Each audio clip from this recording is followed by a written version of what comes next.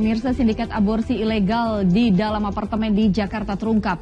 2 tahun beroperasi dengan menyewa apartemen secara berkala, sindikat ini sudah menggugurkan lebih dari 300 janin.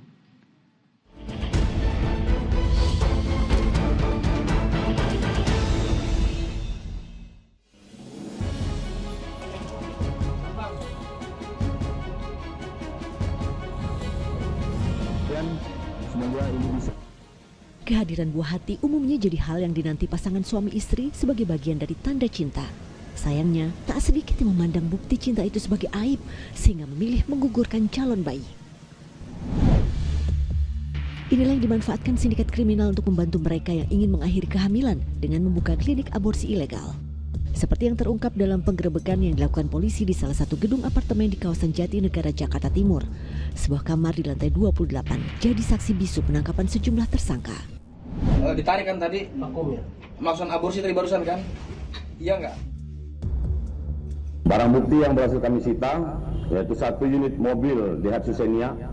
Kemudian barang-barang yang kami temukan pada saat olah TKP di kamar apartemen ya, seperti kapas, kemudian obat-obatan, gunting dan lain sebagainya.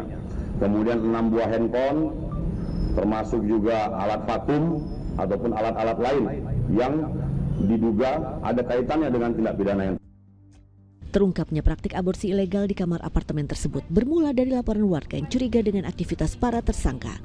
Pengintaian lantas dilakukan aparat antara lain di area parkir apartemen tersebut. Hasilnya diamankan seorang anggota sindikat dan pasien yang sedang dibawa. Dari tersangka yang ditangkap itu, petugas mengetahui kamar apartemen tempat praktik klinik aborsi ilegal dan langsung menyergap para tersangka lain. Total 7 tersangka diamankan, 2 diantaranya wanita yang baru melakukan aborsi. Praktik aborsi ilegal sudah dilakukan sindikat tersebut sejak tahun 2022, mulai dari Bekasi, Jawa Barat hingga wilayah Jakarta. Untuk menghindari kecurigaan, sindikat ini menyewa apartemen secara harian atau mingguan, tergantung banyaknya pasien di lokasi tersebut. Otak sindikat adalah seorang perempuan berinisial NS. Perannya sebagai dokter obstetri dan ginekolog atau objin yang melakukan tindakan aborsi ilegal terhadap pasien. Namun nyatanya, tersangka NS tak punya latar belakang medis. Pengetahuannya mengenai aborsi dipelajarinya secara autodidak. Untuk melancarkan aksi jahatnya, tersangka NS merekrut 4 tersangka lain yang menjalankan peran berbeda. Saudari NS ini memiliki peran sebagai eksekutor atau dokter, seolah-olah sebagai dokter obsgin. Kemudian saudari RH ini memiliki peran membantu NS dalam melakukan aborsi. Kemudian saudari M ini memiliki peran menjemput serta mengantar pasien baik pada saat penjemputan maupun pada saat dia kembali setelah dilakukan aborsi. 5 tersangka anggota sindikat tersebut menjaring calon pasien melalui 2 situs web yang juga mencantumkan nomor telepon para tersangka. Meski biaya aborsi tidak murah, tapi klinik ilegal ini sudah mengaborsi 361 wanita hamil.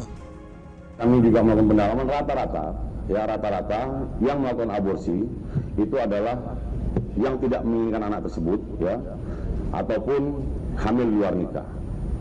Ini rata-rata pasien yang melakukan ataupun yang aborsi di klinik aborsi tersebut. Untuk mempertanggungjawabkan perbuatannya, para tersangka dijerat Undang-Undang tentang Kesehatan dengan ancaman hukuman maksimal 12 tahun penjara. Petugas masih mendalami kasus ini termasuk menelusuri adakah pihak lain yang terlibat. Tim Liputan Indosiar.